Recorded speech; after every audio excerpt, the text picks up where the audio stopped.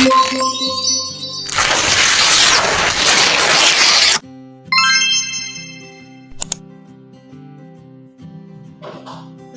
Assalamualaikum warahmatullahi wabarakatuh. Perkenalkan, nama saya Diah Andini Aryesta dengan NIM 2422313. Di sini saya sebagai moderator dan selanjutnya materi tentang pengembangan kegiatan pembelajaran yang akan disampaikan oleh rekan kami yaitu Anggra Yola. Kepadanya kami persilahkan. Perkenalkan, nama saya Anggra Yola, NIM 204190216, akan menjelaskan materi tentang pengembangan kegiatan pembelajaran. Yang pertama, pengertian pengembangan kegiatan pembelajaran. Pengembangan kegiatan pembelajaran adalah usaha meningkatkan kualitas proses pembelajaran, baik secara materi maupun metode dan substitusinya.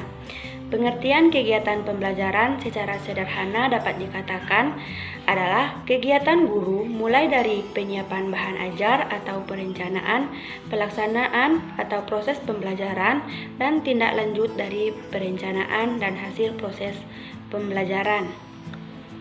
Kemudian, pengembangan kegiatan pembelajaran dilakukan dengan langkah-langkah.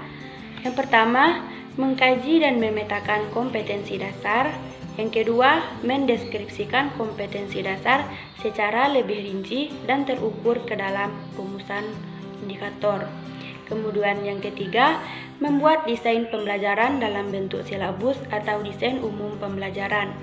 Keempat, menjabarkan silabus atau desain pembelajaran dalam bentuk rancangan pelaksanaan pembelajaran atau RPP tiap pertemuan. Kemudian yang kelima, melakukan penilaian proses maupun hasil belajar untuk mengukur pencapaian kompetensi. Kemudian yang kedua, jenis-jenis kegiatan pembelajaran. Ada 3 jenis kegiatan pembelajaran, yaitu yang pertama, kegiatan pra-pembelajaran, yang kedua, kegiatan awal pembelajaran, kemudian yang ketiga, kegiatan inti pembelajaran. Nah, itulah materi tentang pengembangan kegiatan pembelajaran. Baik, perkenalkan, nama saya Muhammad Nurdiansa dengan NIM 204210290. Di sini saya akan membacakan kesimpulan. Media pembelajaran adalah alat yang dapat membantu proses belajar mengajar dan berfungsi untuk memperjelas makna pesan yang disampaikan, sehingga dapat mencapai tujuan pendidikan atau pembelajaran dengan efektif dan efisien. Peranan atau manfaat praktis dari penggunaan media pembelajaran di dalam proses belajar mengajar.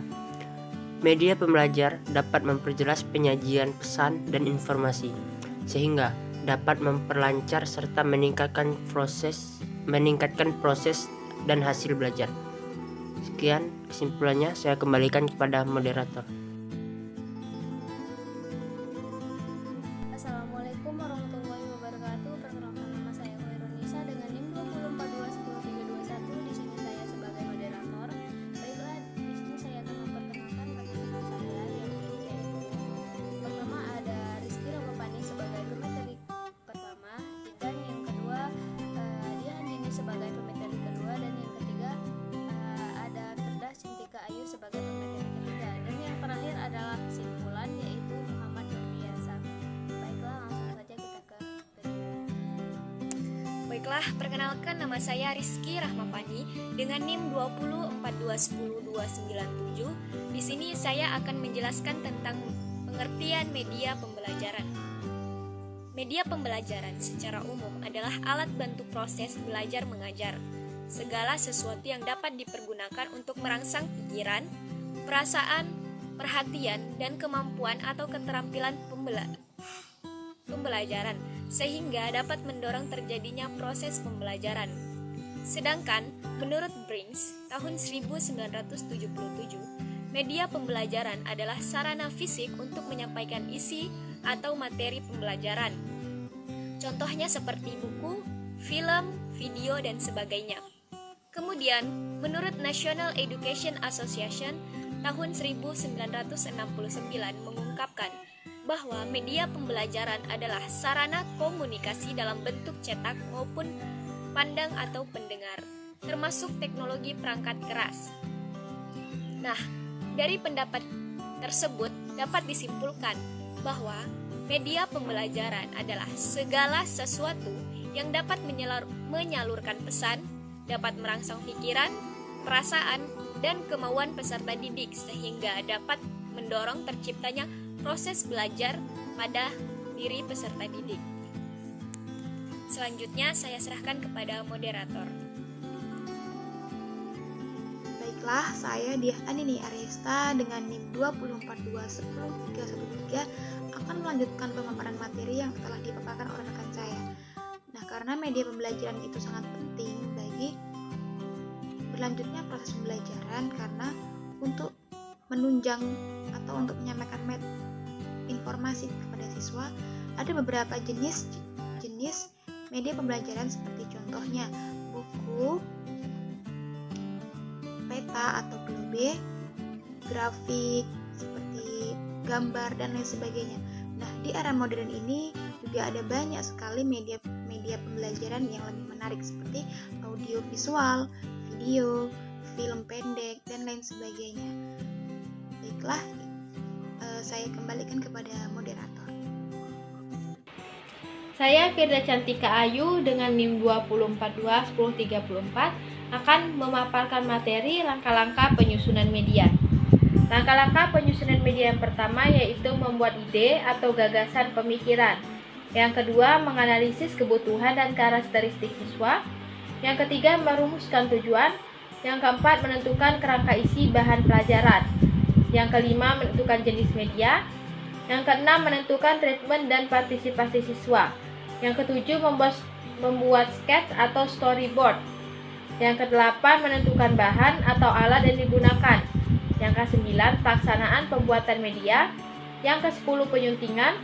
11, uji coba jika mungkin dilakukan. 12, melaksanakan kegiatan dan mengevaluasi. Dalam membuat langkah-langkah pembuatan media, ada 6 langkah-langkah mengembangkan program media sebagai berikut. Yang pertama, menganalisis keperluan dan karakteristik siswa. Program dibuat sebelumnya harus meneliti secara seksama pengetahuan awal maupun pengetahuan prasyarat yang dimiliki dan tingkat kebutuhan siswa yang menjadi sasaran program yang dibuat. Penelitian ini biasanya menggunakan perangkat tes. Bila tes tidak dapat dilakukan karena faktor-faktor pengetahuan siswa, maka pembuatan program harus dapat membuat asumsi-asumsi mengenai kemampuan dan keterampilan siswa. Yang kedua, merumuskan tujuan instruksional dan operasional. Pembuatan tujuan dapat mengarah kepada tindakan yang dilakukan, termasuk penyesuaian penggunaan media yang digunakan sehingga dapat sinergia antara tujuan yang ingin dicapai dan penggunaan model dan macam media yang digunakan. Yang ketiga yaitu merumuskan butir-butir materi secara terperinci. Setelah tujuan instruksional jelas, kita harus memikirkan bagaimana caranya agar siswa memiliki kemampuan dan keterampilan. Untuk mengembangkannya, tujuan yang telah dirumuskan dianalisis lebih lanjut. Demikian pula cara pengembangan bahan yang harus dipelajari siswa. Setelah daftar pokok pelajaran diperoleh, selanjutnya pengorganisasian urutan penyajian yang logis, dari yang sederhana sampai kepada hal yang rumit, dari yang konkret kepada yang abstrak. Selanjutnya yang keempat, mengembangkan alat pengukur keberhasilan. Alat pengukur keberhasilan siswa ini perlu dirancang secara saksama sebelum kegiatan pembelajaran dilaksanakan. Bisa berupa tes, penugasan atau daftar cek perilaku. Sebaiknya dalam tes tersebut harus tercakup semua kemampuan dan keterampilan yang dibuat dalam tujuan instruksional yang dibuat. Yang kelima, tulis naskah media atau menyusun media yang digunakan. Setelah penyusunan tujuan pembelajaran dilakukan, penyusunan media yang digunakan sesuai dengan tujuan yang akan dicapai tersebut. Penyusunan dapat membuat media pembelajaran dengan langkah-langkah dan tahap-tahap yang tersusun secara sistematis. Ini harus sinergi dengan tujuan yang sesuai dengan tingkat pemahaman serta keterampilan siswa. Yang keenam adalah mengadakan tes dan revisi. Setelah media pembelajaran dibuat, tujuan pembuatan narasi, proses editing, dan diuji coba langkah-langkah tidak kalah pentingnya adalah evaluasi penggunaan media dalam proses instruksional, sehingga dapat mengetahui tingkat kelemahan dan kelebihan media yang digunakan. Langkah selanjutnya yaitu melakukan tes dan revisi. Manfaatnya, kita bisa mengetahui tingkat efektivitas proses instruksional dan media yang digunakan serta problematika yang dihadapi. Sekian pemaparan materi dari saya dan terima kasih.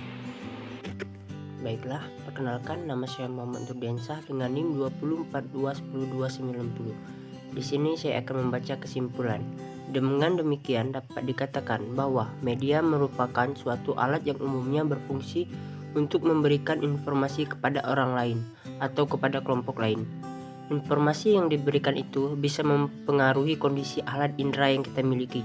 Misalnya, seorang guru sedang menggunakan media pembelajaran yang hanya fokus pada audio atau suara saja, sehingga alat indera peserta didik akan langsung menerima dan menyimak informasi yang sudah diberikan. Pada umumnya, setiap media yang digunakan untuk berkomunikasi sudah ada sejak lama, tetapi tak semua orang menggunakan jenis media yang ada. Dengan kata lain, seseorang atau kelompok yang menggunakan media hanya untuk keperluan atau kebutuhannya saja. Jadi, bijaklah dalam menggunakan suatu media atau beberapa media. Sekian kesimpulan dari saya kembalikan kepada moderator.